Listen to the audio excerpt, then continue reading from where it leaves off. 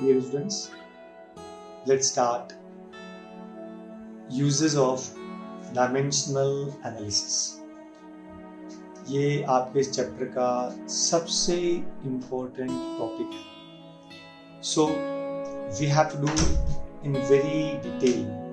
हम डिटेल में पढ़ेंगे क्योंकि इस चैप्टर में मैक्सिमम क्वेश्चन इसी टॉपिक पे आएंगे. एंड ऑब्वियसली आगे भी आपको हायर स्टडीज में भी आपको डायमेंशंस पूछेंगे. In fact they will ask you dimensions in CET, NEET and JW also. So uses of dimensional analysis. सबसे पहले to check the correctness of a physical equation. आपको ये देखना है कि कोई भी इक्वेशन करेक्ट है कि नहीं है, वो डायमेंशन से मालूम पड़ता है. मतलब इक्वेशन करेक्ट है कि नहीं है, this can be obtained with the help of dimensions. कैसे? देखो, अभी तक आपने पढ़ा था याद आपको kinematical equations. v equal to u plus at, s is equal to ut plus half at square and v square equal to u square plus 2as. तो ये इक्वेशंस करेक्ट है कि नहीं है, आज हम डायमेंशन से वेरीफाई करेंगे. अगर करेक्ट हुआ तो उसको हम पढ़ेंगे, नहीं तो आज के बाद आपका ये पोर्शन कम हो जाएगा. मतलब हम इसको पढ़ना ही बंद कर देंगे. तो कैसे मालूम पड़ेगा करेक्ट है कि नहीं है? With the help of dimensions हम लोग चेक करेंगे कि इक्वेशंस करेक्ट है कि नहीं है. Is that clear? सपोज सबसे पहले कंडीशन क्या दिया है? v equal to u plus at. v equal to u plus at. अच्छा, इसमें तीन टर्म्स है. First term v, second term u, third term at. अच्छा, एक बात आपको याद रखना है कि कोई भी चीज को आप इक्वेट कब कर सकते हैं, ऐड कब कर सकते हैं या सब्ट्रैक्ट कब कर सकते हैं, जब तीनों का डायमेंशन सेम हो. मतलब you can add velocity with velocity only. आप वेलोसिटी और एक्सेलरेशन को ऐड नहीं कर सकते, सब्ट्रैक्ट नहीं कर सकते. तो अगर मान लो ये v मतलब फाइनल वेलोसिटी है, तो ये भी आपका वेलोसिटी ही होना चाहिए और at भी वेलोसिटी ही होना चाहिए. अगर ये तीनों सेम है डायमेंशन वाइज, तो ही आप इसको ऐड कर सकते हैं. एक बात आपको समझ गया? इसको बोलते हैं द प्रिंसिपल ऑफ होमोजीनिटी. मतलब अगर सपोज एवरी टर्म होमोजीनियस है, सब के सब टर्म डायमेंशनली सेम है, तो ही आप उनको ऐड कर सकते हैं. फॉर एग्जांपल मैथ्स में अगर मैंने बोला you add x and x square, तो आप उसको ऐड नहीं कर सकते. खाली प्लस साइन डाल सकते हैं, लेकिन ऐड क्यों नहीं कर सकते? एक का पावर 1 है, दूसरे का पावर 2 है. तो सेम वे यहाँ पे फिजिक्स के अंदर जब तक कोई भी फिजिकल क्वांटिटी एक दूसरे से सेम नहीं होगा, तब तक आप उनको ऐड नहीं कर सकते. Is that clear? तो हम स्टार्ट करते हैं. इक्वेशन आपको दिया है v is equal to u plus at. This is your equation. अच्छा, ये इक्वेशन में कैसा है? अभी हम तीनों का डायमेंशन निकालेंगे. सबसे पहले v का डायमेंशन. v मतलब final velocity. So dimension of v मतलब डिस्टेंस अपॉन टाइम. डिस्टेंस का L1 अपॉन टाइम का T1. अपॉन में ऊपर जाएगा तो T रेज टू -1, तो आपका L1 T रेज टू -1. चूंकि मास की जरूरत नहीं है, तो हमने उसका पावर दे दिया 0. So dimension of first term v is equal to L1 m0 T -1.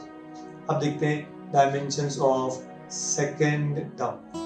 Second term क्या दिया है? u. u मतलब इनिशियल वेलोसिटी. तो u का डायमेंशन L1 m0 T -1. दोनों का डायमेंशन सेम ही रहेगा क्योंकि आखिर में दोनों वेलोसिटीज ही है. खाली इतना ही फर्क है कि ये फाइनल वेलोसिटी है और u बोले तो इनिशियल वेलोसिटी. आपको समझा? इनिशियल मतलब स्टार्टिंग में. तो स्टार्टिंग में जो वेलोसिटी था, जब आपने गाड़ी ऑन किया या आपको पहली बार किसी ने देखा, तो जो आपका वेलोसिटी था उसको नाम देते हैं initial velocity. After some time जब आप उस आदमी को दिखते हैं वापस, उस समय जो फाइनली आपका वेलोसिटी रहता है उसको बोलते हैं final velocity. I hope you got it. अब थर्ड टर्म क्या आपका, a इंटू टी। a बोले तो एक्सेलरेशन, t बोले तो time. So a into time, acceleration मतलब मीटर पर second square upon T raise to 2, ऊपर जाएगा तो टी रेज टू -2, तो ये आपका acceleration L1 m0 T raise to -2, और उसके बाद में टाइम का टी रेज टू 1, तो फाइनली L1 m0 ये टी रेज टू -2 है और ये टी रेज टू 1 है, तो -2 + 1 -1। नाउ अब आप तीनों इक्वेशंस देखो, पहला L1 m0 t -1, दूसरा L1 m0 t -1, तीसरा L1 m0 t -1। Can you see the dimensions of all the three equations are same? क्योंकि तीनों इक्वेशंस का डायमेंशन सेम है, इसलिए इक्वेशन इज डायमेंशनली करेक्ट। मतलब अपने को पढ़ना पड़ेगा। I hope you got it. So I mean to say ये इक्वेशन डायमेंशनली करेक्ट है, तो डेफिनेटली हमें पढ़ना पड़ेगा। इस देखिए हम एक और इक्वेशन ट्राई करेंगे। यहाँ पर मेंशन किया, since dimensions of all the three are same, so equation is dimensionally correct. Now second, v square equal to u square plus 2as, ये आपका थर्ड इक्वेशन है, इसको हम लोग डायमेंशनली प्रूव करेंगे। तो dimension of first term v square, second term u square, third term 2as। अच्छा, एक बात का याद रखना कि dimensions are unable to find the values of constant, उसमें कांस्टेंट का वैल्यू हम लोग फाइंड नहीं कर सकते, इसीलिए ये जो 2 है वो आपको इसमें कहीं पे भी काम नहीं आएगा।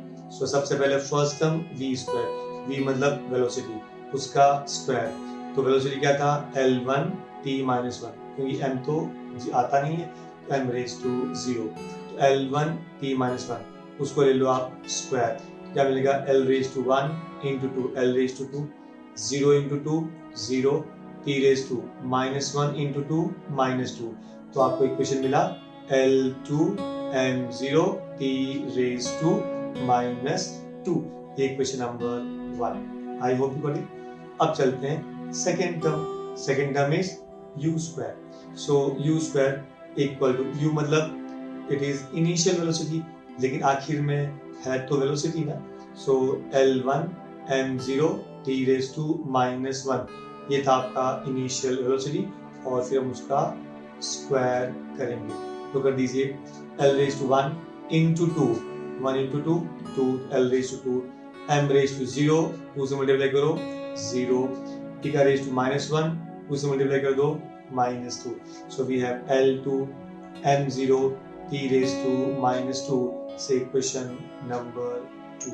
आई hope you got it. Next part, dimensions of third term, जैसे आपको मैंने पहले कहा था कि ये 2 का जो वैल्यू है वो नहीं आएगा, तो 2 को भूल जाइए, क्या बचा आपके पास में as, एक्सेलरेशन और डिस्प्लेसमेंट। एक्सेलरेशन क्या होता है, metre upon second square, upon में सेकेंड स्क्वायर है, ऊपर जाएगा तो सेकेंड रेज टू -2, तो ये हो गया आपका t रेज टू -2, और उसके बाद में s मतलब डिस्प्लेसमेंट, तो डिस्प्लेसमेंट का L1, so finally we have L1 और L1, तो L raise to 1 + 1 L raise to 2, आपको याद है इंडेक्स नंबर में a raise to m into a raise to n will be a raise to m + 1 m + n, तो अगर दोनों आपको जो इंडेक्स है उसमें दोनों का बेस सेम रहता है, तो हम लोग इंडेक्स नंबर को ऐड करते हैं, तो यहाँ पे L रेज टू 1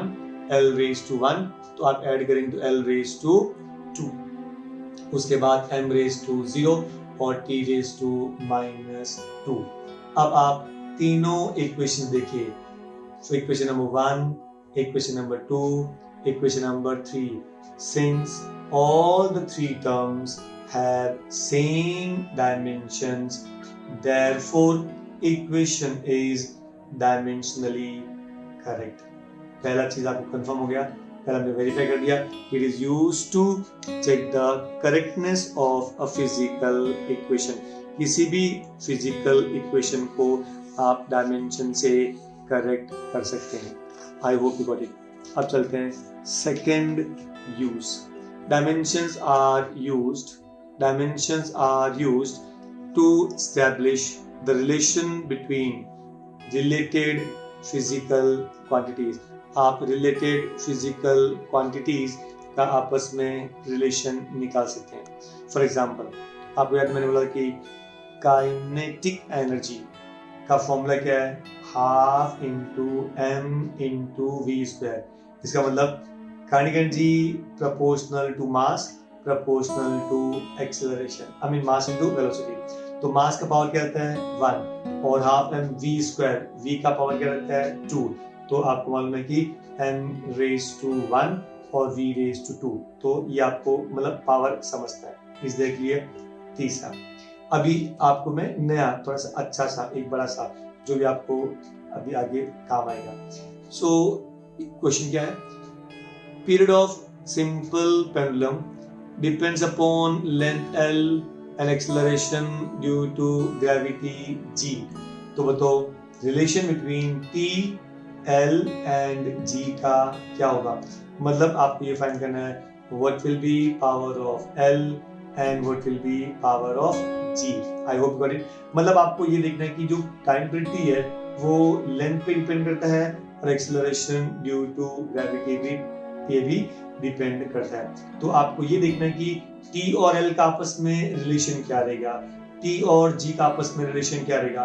तो अभी हमको मान लो कि आपको नहीं मालूम है कि रिलेशन क्या है, तो हम क्या बोलेंगे कि मान लो t is directly proportional to l raised to a and g raised to b। बराबर, मतलब हमें नहीं मालूम कि l का पावर कितना है, हमने a एज्यूम कर लिया। हमको ये नहीं मालूम कि g का पावर कितना है, हमने b एज्यूम किया। तो हमारे लिए दो चीजें अननोन है, क्या, the power of l and power of g। मतलब हमारे लिए a और b अननोन है, हमारे लिए a और b अननोन है। आई होप यू गॉट इट। ना सिटीज अभी अगर प्रपोर्शनल साइन रहेगा then it should always be replaced by a constant. So t is equal to k l raised to a g raised to b, where k is called as constant. I hope you got it. आगे चलते हैं। आपको याद रखना है कि हमारा main intention क्या है, आपको a और b का वैल्यू फाइंड करना। एग्री। नाउ चलते हैं वन बाय वन। आपको जितने भी फिजिकल क्वांटिटीज है उन सब का आपको डायमेंशंस फाइंड करना है। तो सबसे पहले किसका नंबर आएगा, t का। तो सबसे पहले डायमेंशंस ऑफ t बोले तो time. Is that clear. Time मतलब t1, तो एक्चुअली वो t1 होता है, लेकिन आपको मैंने कहा था लेंथ भी आपको उसमें ऐड करना पड़ेगा, लेकिन लेंथ नहीं है तो right l raise to 0 m raise to 0 t raise to 1। लेकिन अंदर की बात है कि वो t रेज टू 1 ही होता है। Is that clear. फिर चलते हैं डायमेंशंस ऑफ सेकंड टर्म क्या है l मतलब लेंथ बोले तो l1। मास नहीं आएगा, टाइम नहीं आएगा, इसलिए मास का 0 टाइम का 0। क्लियर हो गया। उसके बाद डायमेंशंस ऑफ g बोले तो acceleration due to gravity, g बोले तो एक्सेलरेशन ड्यू टू ग्रेविटी, मतलब अंत में है तो वो एक्सेलरेशन ना। ओके, तो एक्सेलरेशन क्या होता है, मीटर पर सेकंड स्क्वायर। तो मीटर का l1, सेकंड स्क्वायर का t raise to -2, t raise to -2। तो ये आपका l1 t -2। आपने तीनों का डायमेंशन फाइंड कर दिया, t का, l का और g का। अब हम क्या करेंगे, इस इक्वेशन 1 में सब्स्टिट्यूट करेंगे। सो सबसे पहले टाइम, ये टाइम तो L0 M0 T1। तो देखो अगर आप चाहो लास्ट में तो आप खाली T1 भी लिख सकते हैं, कोई टेंशन वाली बात नहीं है, क्योंकि जितना इजी और शॉर्टकट में लिखेंगे चलेगा। सो फिर भी हमने पहली बार पूरा लिख दिया L0 M0 T1 equal to, फिर देखो हमारे पास आया K, ये हो गया K। फिर L raise to A, L मतलब लेंथ, तो हमने देखो शॉर्ट में लिख दिया L1 रेज टू A। फिर G raise to B, G मतलब L1 T -2 बिकॉज मीटर पर सेकेंड स्क्वायर, उसका हमने पावर लिख दिया B, हमने उसका पावर लिख दिया B। I hope you got it ना। अभी उसके बाद में और थोड़ा सा नेक्स्ट उसको हमने सिंप्लीफाई किया, L0 और T1 ये हमने क्यों निकाल दिया, क्योंकि वैसे तो इसका पावर 0 है, लेने की जरूरत नहीं है। और आगे दूसरी बात ये भी है कि राइट हैंड साइड में भी मास नहीं दिया है, तो फिर क्यों लेने का। तो सीधा L0 T1 equal to K। अभी पावर से उनको मल्टीप्लाई करना पड़ेगा। So L raise to 1 into A, L raise to A, फिर L raise to 1 into B, L raise to B, फिर T raise to -2 into B, T raise to -2B।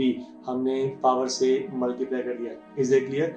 अच्छा, अब मान लो जिसका बेस सेम रहेगा तो उसके इंडेक्स नंबर को हम लोग ऐड कर देंगे। Is that clear? So L0 T1 equal to K। अच्छा ध्यान दीजिए भी, L raise to A, L raise to B, तो क्या हो जाएगा L raise to A plus B। मैंने आपको अभी डिस्कस किया था A raise to M into A raise to N will be A raised to M plus N. I hope you got it. So L raised to A into L raised to B will be L raised to A plus E. Agree? उसके बाद में बाकी बचा T raised to -2B. अब आपको करना है compare. तो क्या दिया देखो, L raised to 0। पहले हम लोग L को कंपेयर कर लेते हैं। तो इधर का बेस सेम है, तो L raised to 0 equal to L raise to A plus B। I hope you got it. वापस ध्यान दीजिए, हम L के पावर को कंपेयर करते हैं। L का पावर कितना है 0, L का पावर कितना है A प्लस B, तो दोनों का बेस सेम है, मतलब दोनों का पावर भी सेम होगा। तो आप क्या लिखेंगे, A plus B is equal to 0। Equation number 1। I hope you got it. अब चलते हैं T raise to 1 and T raise to -2B। अब ध्यान दीजिए, T का पावर कितना 1, T का पावर कितना -2B, तो आप उसको ऐड कर दो, तो -2B इज इक्वल टू 1। आपको तो B चाहिए, तो -2 को ट्रांसफर कर दो नीचे, तो क्या मिलेगा -1/2। तो याद रखो, आपको B का वैल्यू कितना मिला -1/2। याद रखना, B का वैल्यू कितना -1/2। अच्छा, ये B का वैल्यू क्या करेंगे आप A प्लस B में सब्स्टिट्यूट करेंगे, तो यहाँ पे B का वैल्यू होगा आपका -1/2, और ये -1/2 जब ये साइड में जाएगा तो this will be +1/2। I hope you got it. पक्का ध्यान दीजिए, हम उस पर भी सब्स्टिट्यूट करने वाले हैं। इसका B रेज टू हाफ का वैल्यू देखो, अभी लिखा A plus B is equal to 0। तो हमने क्या किया कि B का वैल्यू कितना था -1/2, तो A -1/2 इज इक्वल टू 0। तो A इक्वल टू -1/2 वो साइड में जाएगा तो +1/2, A इक्वल टू 1/2। अब आप सब्स्टिट्यूट करो इक्वेशन नंबर 1 में। इक्वेशन 1 क्या था, T equal to K L raise to A and G raise to B। याद है, तो A का वैल्यू मिला आपको 1/2 और B का वैल्यू था आपके पास में -1/2। I hope you got it. अच्छा, ये बात आपको मालूम है कि जब ये -1/2 ऊपर है तो नीचे जाएगा तो +1/2 हो जाएगा। तो हमने नेक्स्ट क्या कर दिया, L raise to 1/2 upon G raise to 1/2। I hope you got it. अच्छा, ये जब रेज टू 1/2 होता है ना, तो एक्चुअली वो रूट होता है। वो क्या होता है, रूट। तो उसको आप ऐसा लिख सकते हैं, is equal to K into √L upon √G। Is that clear? लेकिन अगर आप चाहो तो उसको आप पूरे को रूट में डाल सकते हैं। तो हम नेक्स्ट क्या लिखा, K equal to K √L/G। I hope you got it. अच्छा, अब इसके बाद में क्या होता है, ये जो कांस्टेंट है वो होता है आपका K, कांस्टेंट है। तो एक्चुअली यहाँ पे इस इक्वेशन में एक्चुअली मुझे मालूम है, या अगर आपको देंगे वो लोग कि यहाँ पे जो कांस्टेंट है वो 2π है। कांस्टेंट क्या है, 2π। वैसे कांस्टेंट के बारे में आप टेंशन मत लीजिए, क्योंकि अगर आपको कांस्टेंट का वैल्यू देगा तो उसमें आप सब्स्टिट्यूट करने का, और अगर आपको वैल्यू नहीं देगी तो just you keep K as it is. आपको जैसा K है बस वैसा ही लिखना है, और आपको कुछ नहीं देखना है। सिंपली K का value is equal to 2π। I hope you got it. So K का वैल्यू कितना 2π, that will be given. So remember, I mean to say T equal to K into √L/G. So T equal to K √L/G. K का value अगर आपको 2π देंगे तो ठीक है, और अगर आपको नहीं देंगे then you can keep K as it is. तो यहाँ पे आपको 2 पाई का वैल्यू दिया है, so t equal to 2 pi root of L by g. ये था आपका value of state equation of t। I hope you got it. So let's start part B. Potential energy depends upon mass m, acceleration due to gravity g, and height h. I repeat, potential energy depends upon mass m, acceleration due to gravity g, and height h. Derive relation between potential energy, mass, acceleration due to gravity, and height. मतलब ये जो E है उनका बाकी तीनों physical quantities के साथ में आपको रिलेशन डिराइव करना है। Okay, so let's start. Let E proportional to वही वापस आपको नहीं मालूम कि मास का पावर कितना होगा, G का पावर कितना होगा, H का पावर कितना होगा, लेकिन अंदर की बात मालूम है कि E इक्वल टू mgh। याद आपको हमने पढ़ा था, बचपन से पढ़ते आ रहे हैं। E इक्वल टू mgh, इसका मतलब m का पावर 1, G का पावर 1 और H का पावर 1 ही मिलेगा आपको। ये हमको यहाँ पे अभी प्रूव करेंगे। अगर कर सकते हैं तो बोलेंगे हाँ, dimensions are used to find the relation between different physical quantities. तो चलते हैं। E proportional to m raise to a, G raise to b and H raise to c। इस बार हमारे पास में राइट साइड में 3 फिजिकल क्वांटिटीज है, इसलिए हमने A, B और इस बार आपको C ले लिया। आई होप यू ना सके। देखो ये 4 भी हो सकता है, 5 भी हो सकता है, उसका टेंशन मत लीजिए। सो E is equal to proportional sign is replaced by K. So E equal to K, M raised to A, G raised to B and H raised to C. Equation number 1। अभी as usual आपको चारों physical quantities का dimensions लिखना पड़ेगा। तो लिखेंगे dimensions of E। E का dimension, E मतलब एनर्जी, एनर्जी मतलब you can say work done, and work done क्या होता है, फोर्स इनटू डिस्प्लेसमेंट। और याद आपको मैंने कहा था आपको फोर्स का डायमेंशन हमेशा याद रखना है। फोर्स का डायमेंशन आपको हमेशा याद रखना है। फोर्स मतलब क्या, L1 M1 T-2 ऑलवेज।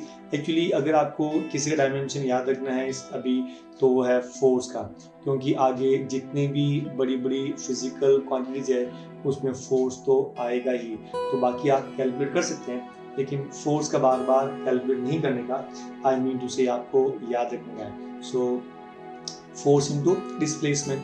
तो फोर्स क्या था, L1 M1 T-2, डिस्प्लेसमेंट का L1 उसमें आप ऐड कर दीजिए, L1 L2। तो याद रखिए dimension of energy L2 M1 T-2। I hope बड़े dimensions of energies L2 M1 T-2। Agree. अब दूसरा मास का, तो मास का एक्चुअली आपको मालूम है M1, तो बस M1 लिख दीजिए और L का 0 और T का 0। फिर एक्सेलरेशन मीटर पर सेकेंड स्क्वायर, तो मीटर का L1 और सेकेंड स्क्वायर का T raise to minus two. तो ये आपका G हो गया L1 M0 T raise to -2। I hope you got it now.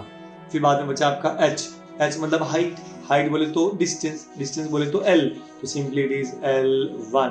तो आपको डायमेंशन ऑफ हाइट क्या हो गया, L1। ये आप सब करो रिमेनिंग ऑल। तो डायमेंशन ऑफ M मालूम पड़ गया, G मालूम पड़ गया, H मालूम पड़ गया। Now you substitute. So from 1 2 3 4 and 5 ध्यान दीजिए। तो L ये था आपका एनर्जी L2 M1 T-2 ना इक्वल टू K इंटू, अच्छा अभी मास का या M1 तो हमने शॉर्ट में लिख दिया M1 रेज टू A, फिर G रेज टू B। तो G मतलब L1 T-2, G मतलब acceleration due to gravity meter पर सेकेंड स्क्वायर, तो L1 T रेज टू -2 और उसका पावर क्या था B। फिर क्या था H का पावर था C लिया था। तो H मतलब हाइट मतलब डिस्टेंस मतलब लेंथ, सो L1 का power C। Is that clear? अब सबको पावर से मल्टीप्लाई कर दो। तो लेफ्ट हैंड साइड क्या था? L2 M1 T minus 2 equal to K into, अब देखो L में यहाँ पे क्या था? L raise to 1, 1 into B, L raise to B, फिर L raise to 1 into C, L raise to C। तो आपके पास क्या दो चीज मिली? L raise to 1 into B, L raise to B, L raise to C। तो आपको मिला L raise to B plus C। I hope you got it. फिर चलते हैं मास का, m raise to 1 multiply by a, m raise to a, तो देखो m raise to a लिख दिया। फिर चलते हैं t, तो यहाँ पे t अकेला ही है, t raise to minus 2 multiply by b, so t raise to minus 2b, t raise to minus 2b। I hope you got it. तो आपको l का पावर मिला, m का, t का। अब आपको कंपेयर करना है। ध्यान दीजिए, पहले सबसे पहले l का पावर 2, L का पावर B प्लस C, तो L raise to 2 equal to L raise to B plus C। Equate कर दो तो B plus C is equal to 2। Agree? अब चलते हैं M का पावर 1, M का power A, M raise to 1 equal to M raise to A। इनको आप इक्वेट कर दो तो A इज इक्वल टू 1। फिर थर्ड टर्म क्या था? T raise to minus 2, T raise to minus 2B, तो minus 2 should be equated with minus 2b, तो minus 2b equal to minus 2, minus minus cancel, 2 gets cancel, b equal to 1। तो ध्यान दीजिए, आपको a का value मिला 1, b का मिला 1। अच्छा, आपको c का चाहिए, यहाँ से मिल जाएगा c, तो c के लिए क्या करेंगे? b का वैल्यू आप इसमें सब्स्टिट्यूट करो, तो वी हैव b का value 1 plus c is equal to 2। ये 1 वहां पे जाएगा तो माइनस, तो 2 माइनस 1 1, तो c is equal to 1, c is equal to 1, और substituting 1, so e is equal to k into m raise to 1 g raise to 1 h raise to 1। So आपका हो गया e is equal to m g h, e equal to m g h। I hope you got it. पक्का? आपको ये का value मिला m g h। Is that clear? कोई doubt? Now see please.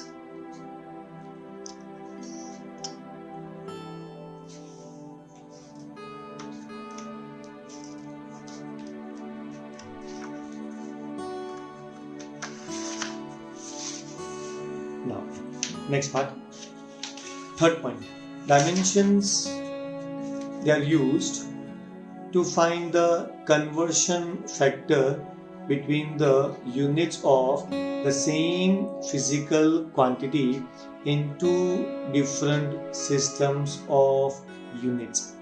आपको फाइंड करना है conversion factor between the units of same physical quantity।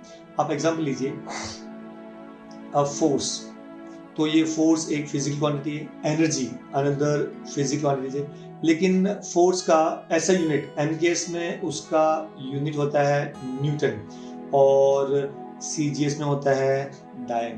तो आपको ये फाइंड करना है रिलेशन बिटवीन न्यूटन एंड डायन। तो यू नो दैट, वैसे तो आपको मालूम ही है 1 न्यूटन इज 10⁻⁵ डायन। तो ये जो कन्वर्शन फैक्टर है वो 10⁻⁵ हुआ कि नहीं हुआ?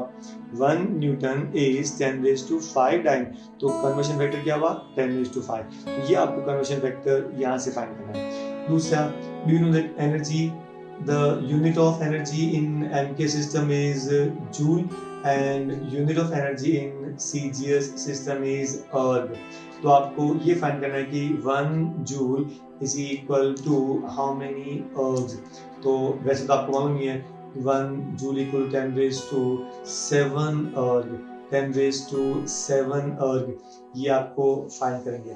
लेकिन अभी बाय डायमेंशंस हम लोग फाइंड करेंगे कि 1 जूल का वैल्यू कितना अर्ग होता है। तो एक चीज क्लियर हो गई, हमको ये नहीं मालूम, अभी आप अज्यूम करो कि आपको नहीं मालूम कि 1 जूल इक्वल टू कितना अर्ग, तो हम क्या बोलेंगे? सबसे पहले let 1 joule equal to x erg. एक बार वापस देखो, unit of work in SI system is joule और CGS में अर्ग। हमको रिलेशनशिप नहीं मालूम तो बोलेंगे 1 joule is equal to x erg, x अर्ग। अच्छा अभी करो फाइंड करो डायमेंशंस ऑफ वर्क। अच्छा सबसे पहले वर्क मतलब फोर्स इनटू डिस्प्लेसमेंट, फोर्स का L1 M1 T-2, साथ में डिस्प्लेसमेंट का वो ऐड कर दो तो L2 हो जाएगा, तो L2 M1 T-2। वापस भी dimensions of work L2 M1 T-2, तो ये आपका डायमेंशंस ऑफ वर्क हो गया। अच्छा अभी चाहे वो MKS में है तो भी ये डायमेंशन रहेगा और चाहे CGS में रहेगा तो भी वही डायमेंशंस रहेगा। आई hope you got it. MKS में भी सेम डायमेंशन और CGS में भी सेम डायमेंशन। तो उसको आप कैसे पहचानेंगे कि ये MKS में यूज करना है, CGS में यूज करना है? तो उसके लिए क्या किया कि अगर ये MKS है मतलब ऐसा मतलब MKS, तो हम क्या करेंगे इसके नीचे पैर पे हम लोग सफिक्स 1 डाल देंगे। तो जब नीचे अगर मान लो बेस पे इसका सफिक्स 1 है तो समझ लो कि वो SI यूनिट है। I hope it's clear. और अगर मान लो CGS में रहेगा तो उसको हम लोग सफिक्स डाल देंगे 2। तो ध्यान दीजिए, देखिए suffix 1 for SI system and suffix 2 for CGS system. I hope got it. अब देखिए अभी 1 जूल, जूल मतलब MKS, तो MKS में लिखेंगे L2 M1 T-2 और सबका सफिक्स डाल दीजिए 1 1 1 is equal to x into. अभी वापस देखो L2 M1 T-2, बिकॉज आखिर में है तो वो वर्क नहीं तो उसका पावर वही रहेगा, लेकिन सफिक्स आप डाल दीजिए 2 2 2। I hope you got it now. अब आपको चाहिए x का वैल्यू, यहाँ पे x मल्टीप्लाई में, ये साइड में आएगा तो डिवाइड में, तो x का वैल्यू ऊपर लिखेंगे। ये कौन सा L raise to 2 M1 T raise to -2 suffix 1 1 1, ये आपने लिख दिया न्यूमरेटर में। फिर जो आएगा नीचे डिनोमिनेटर में L2 M1 T-2, लेकिन सफिक्स विल बी 2 2 and 2, ये हो गया आपका सफिक्स 2 डिनोमिनेटर में। आई hope you got it. Next अभी x इज इक्वल टू, ध्यान दीजिए अभी हम क्या करते हैं, हम तीनों को अलग कर देते हैं, लेंथ को, मास को और टाइम को। तो लेंथ क्या था L1 by L2 the whole raised to 2। I repeat L1 upon L2 whole raised to 2 into mass M1 upon M2 whole raised to 2 और टाइम का T1 upon T2 the whole raised to -2। I hope you got it. पक्का ध्यान दीजिए, हमने length को, मास को और time को हमने तीनों को हमने सेपरेट कर दिया है, और जब आपको सेपरेट किया है तो L1 by L2 raise to 2, length का पावर 2 है, then M1 by M2 raise to 1, T1 by T2 raise to -2, दोनों का -2 में है। आपको समझ रहा है एकदम पक्का, कोई डाउट? ओके अब चलते हैं। ये L1 मतलब क्या, लेंथ इन MKS, मतलब 1 किसके लिए सफिक्स है ऐसे यूनिट में, तो ऐसा यूनिट में लेंथ क्या होता है मीटर, क्या होता है मीटर, और CGS में सेंटीमीटर, तो मैं लिख दिया ऊपर metre upon centimetre raise to 2। फिर मास का kilogram upon gram raise to 1, फिर second upon second raise to -2। I hope you got it now. अभी second cancel, metre upon centimetre. अब ध्यान दीजिए, मीटर, 1 मीटर में कितना सेंटीमीटर, 1 मीटर में कितना सेंटीमीटर, 1 मीटर में देर आर 100 सेंटीमीटर, 1 मीटर में देर आर 100 सेंटीमीटर। ये आपका था 100 centimeter divide by centimeter raise to 2। 1 kilogram में कितने ग्राम, 1000 ग्राम, तो 1 किलोग्राम में 1000 gram divide by gram raise to 1, और सेकंड का second cancel raise to -2। I hope you got it now. अभी कैसे है, सेंटीमीटर कैंसिल, ये आपस में कैंसिल हो गया, ये आपस में कैंसिल हो गया, तो ये था आपका 100 raise to 2 into 1000 raise to 1 into 1 raise to anything is 1। I hope you got it. अच्छा ध्यान दीजिए, 100 मतलब 10 रेज टू 2, 10 रेज टू 2 का into 2 10 raise to 4। I hope you got it. 100 बोले तो 10 रेज टू 2, 2 जीरो ना, तो 10 रेज टू 2, रेज टू 2 तो 10 रेज टू 4 हो गया, इनटू 1000 रेज टू 1, तो ये था आपका 1, तो 10 रेज टू 1000 मतलब 10 रेज टू 3, तो 10 raise to 4 plus 10 raise to कितना हो गया, 10 raise to 7, 10 raise to 7। I hope you got it. तो ये था आपका 10 रेज टू 7। अभी इसमें आप चेक करो तो आपको वही वापस एग्जैक्टली 10 रेज x का वैल्यू कितना मिला आपको, ध्यान दीजिए, वी कैन से x का value 10 raise to 2 raise to 2, 10 raise to 4 and 1000 मतलब 10 raise to 3 into 1। I hope you got it. तो आपका 10 raise to 4 plus 3 10 raise to 7, तो आपका x का वैल्यू मिला 10 रेज टू 7, मतलब 1 joule is equal to 10 raise to 7 erg, 1 joule is equal to 10 raise to 7 erg. I hope you got it, पक्का। Next, अच्छा एक और, determine the conversion factor between the units of a force in SI and CGS system. आपको SI और CGS system में force का conversion factor find करना है। अब बोलो, what the unit of force in MKS, it is Newton. Unit of force in CGS, it is dyne. So can we say 1 Newton is equal to x dyne, 1 Newton equal to x dyne। तो आपको x का value find करना है, ये आपके लिए unknown है। आई hope you got it. कोई डाउट आपको, ध्यान दीजिए वापस। Dimension of force L1 M1 T-2, ये तो आपको मालूम ही है। अच्छा, again suffix 1 will be used for SI and suffix 2 for CGS. I hope you got it. So ध्यान दीजिए, suffix 1 for SI and suffix 2 for CGS। तो सबके लिए L1 M1 T-2 to the suffix 1 1 1 equal to x into L1 M1 T-2 to the suffix 2 2 2। I hope you got it।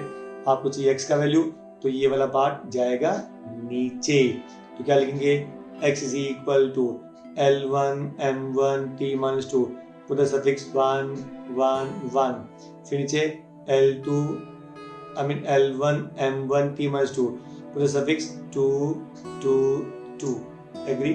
अच्छा, अब हम करेंगे separate, तो L को सेपरेट कर दो, M को सेपरेट कर दो और T को सेपरेट कर दो। याद रखना कि लेंथ में जो ऊपर पे यूनिट आएगा, मतलब पावर आएगा, वही पावर नीचे वाले के लिए भी सेम होगा। I hope you got it. So we have L1 by L2 raised to 1, M1 by M2 raised to 1 and T1 by T2 raised to -2 I hope you got it. So now we have length का unit MKS में metre और CGS में centimetre, तो metre upon centimetre raise to 1 into mass का kilogram upon gram raise to 1 into second upon second raise to -2। Agree. ध्यान दीजिए please. 1 metre में कितना सेंटीमीटर, 100 सेंटीमीटर। 1 मीटर में कितना centimetre, 100 centimetre upon centimetre. 1 kilogram में कितना ग्राम, 1000 ग्राम अपॉन ग्राम। सेकेंड कैंसल, तो यहाँ पे देखिए centimetre will get cancel, gram will get cancel. तो 100 raise to 1 100, 1000 raise to 1 1000।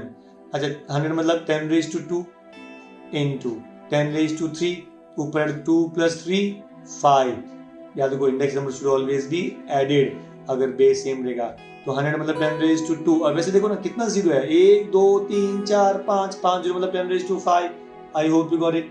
Otherwise 100 मतलब 10 रेज टू 2 एंड 1000 मतलब 10 raise to 3 and therefore 10 raise to 5।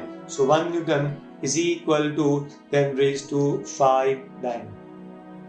I hope you got it. अच्छा, आप एक होमवर्क आप कर सकते हैं, वो ये find the conversion factor between the units of density in MKS and CGS।